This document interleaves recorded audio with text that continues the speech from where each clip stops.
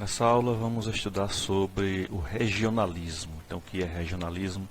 É quando os países se agrupam e formam blocos econômicos. Esses blocos econômicos são chamados também de blocos econômicos regionais, justamente por se localizar em uma determinada região econômica do globo. Aqui nós temos um mapa mostrando os blocos econômicos que existem até o momento, né, que é a União Europeia, o Mercosul, Comunidade Andina, CARICOM. Então, alguns deles têm um potencial econômico maior do que outros, por exemplo. Então, nas últimas décadas, o comércio internacional vem se tornando cada vez mais multilateral. Então, como era antigamente, o comércio internacional era mais bilateral, hoje em dia está mais multilateral. O que significa isso? Em que participam ou são envolvidos mais de 2 países, são chamados tratados multilaterais. É comum haver também tratados bilaterais, é justamente quando um país entra em acordo com o outro. Muito comum isso. O Brasil, por exemplo, tem tratado bilateral com a Alemanha, com a Rússia, com a China, com os Estados Unidos, e tem tratados multilaterais que são justamente no Mercosul e outros mais. Esse processo está sendo acompanhado de uma regionalização do espaço que foi intensificado pela globalização. Então, graças à globalização, o avanço tecnológico das telecomunicações e internet, houve essa maior proximidade entre as nações e referente à troca de produtos e serviços, e isso ocasionou a formação de regiões econômicas, ou a regionalização do espaço. Então, um país não está mais isolado no mundo, ele tem que estar dentro de uma região para poder concorrer de forma mais efetiva no mercado internacional. Como consequência, a tendência mundial surge os chamados blocos econômicos, que é o que nós estamos estudando. Blocos econômicos é formado por um grupo de países que trocam mercadorias e tem um nível de acordo entre si para concorrer no mercado mundial. Essa tendência foi gerada pelo próprio mercado internacional, graças à globalização e o desenvolvimento dos meios de transporte e comunicação, justamente devido à concorrência que moldou esse mercado internacional. Com a concorrência muito acirrada, houve necessidade da regionalização, do regionalismo, dos países se juntarem para concorrer mais no mercado global. Formando blocos econômicos, os países buscam ampliar sua participação no mercado. É o que ocorreu, por exemplo, com o Brasil e a Argentina, que antes eram rivais entre si, e no momento em que consolidaram o Mercosul, passaram a ser parceiros comerciais. E trocando mercadorias entre si, os seus produtos tornaram-se mais baratos e no mercado internacional tiveram a possibilidade de concorrer mais. Para isso, os países assinam acordos econômicos entre os países membros, como a redução ou eliminação de barreiras alfandegárias entre os países, a redução gradual até a eliminação total das barreiras alfandegárias, que é o que cobra imposto quando um produto tende a entrar, sai de um país e entrar em outro, então tem que pagar esse imposto de importação. Então essa é uma barreira alfandegária. Então, no momento em que você elimina, esses produtos circulam livremente e assim os países concorrem mais. Barreiras comerciais estabelecidas pelos governos para controlar o intercâmbio de mercadorias, tanto a entrada como a saída de produtos dentro do seu espaço territorial. Políticas monetárias e financeiras únicas é outra característica dos acordos entre países membros, em que a política monetária, ou seja, a flutuação do valor da moeda, é única, pode ser única no caso, é um tipo de acordo. E também as taxas de juros podem ser efetivadas para serem únicas. Facilita a circulação de pessoas, capital, mercadorias e serviços. Essa é uma das principais características da formação dos blocos econômicos, que é principalmente a circulação livre ou facilitada de mercadorias, justamente pela quebra das barreiras alfandegárias. Mas também é interessante a livre circulação de pessoas, que é quando as pessoas podem sair de um país e ir para o outro sem a necessidade de visto em passaporte. Elas estão livres, como se fosse sair de um estado e para outro do mesmo país. Também de dinheiro, a moeda vai circular livremente, sem necessidade de declaração.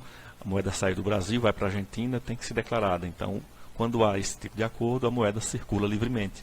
E também a livre circulação de serviços, como um profissional é formado em um país e pode trabalhar em qualquer outro país daquele bloco formado. Isso ainda não chegou no Mercosul, é uma das etapas a ser vencidas, que é justamente essa do reconhecimento do setor de serviço, setor profissional. Atualmente, quem se forma em um país do Mercosul tem que fazer uma revalidação do seu diploma. Quando for efetivado, essa validação não será mais necessária.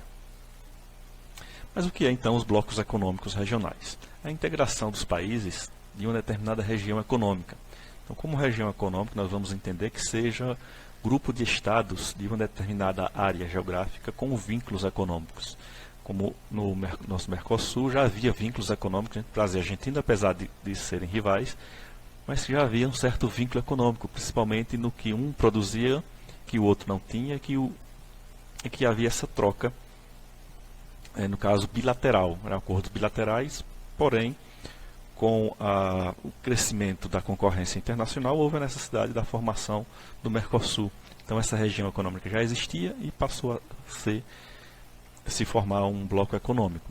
Esse grupo de países gozam de um alto grau de interação em comparação com as relações fora do bloco. Então os países próximos de uma região geográfica próxima, que tenham uma interação econômica maior, tende a formar blocos econômicos em relação aos países fora daquele bloco.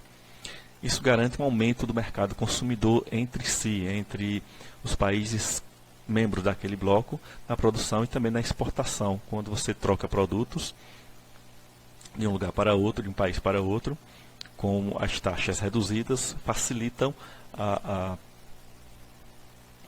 e aumenta o mercado de um país a outro. Como surgiu a ideia da formação dos blocos econômicos? Desde o fim da Segunda Guerra Mundial já existia a ideia de uma Europa unida, uma Europa forte, sem nenhum tipo de conflito.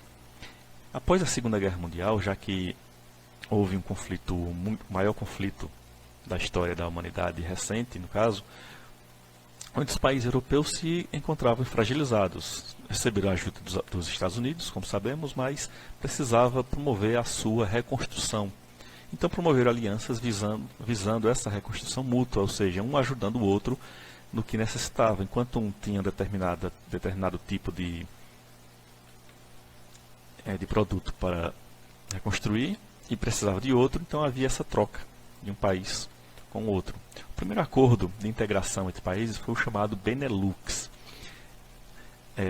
que corresponde às iniciais dos seus países membros: Bélgica, de BE, NE de Nederland, que são os Países Baixos, ou conhecidamente, principalmente aqui no Brasil, como Holanda, e Lux de Luxemburgo.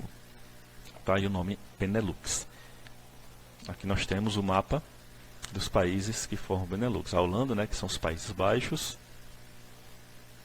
a Bélgica e Luxemburgo aqui. Então são países altamente industrializados, fortes e que iniciaram justamente a transformação mundial do modo de relação econômica de um país com o outro. Inicialmente com o objetivo de reconstrução após a Segunda Guerra Mundial. Aqui Maastricht foi justamente o local da assinatura do acordo para a formação da União Europeia. O Benelux era uma zona de livre comércio. Então, um tipo de nível de bloco econômico inicial, onde a circulação de produtos vai sendo gradativamente reduzida as tarifas desse produto entre os países membros. Após o sucesso do Benelux, vários outros blocos econômicos regionais começaram a se formar, visto que estava dando certo a reconstrução e também, após a reconstrução, a troca de produtos entre os países membros. Então formou-se a União Europeia, descendente justamente do Benelux, foi o Benelux que iniciou, deu origem à União Europeia, o Mercosul, o NAFTA, o Pacto Andino, por exemplo. Agora vamos responder uma atividade sobre os blocos econômicos. Primeira questão, o que são blocos econômicos regionais? Você vai explicar o conceito de bloco econômico.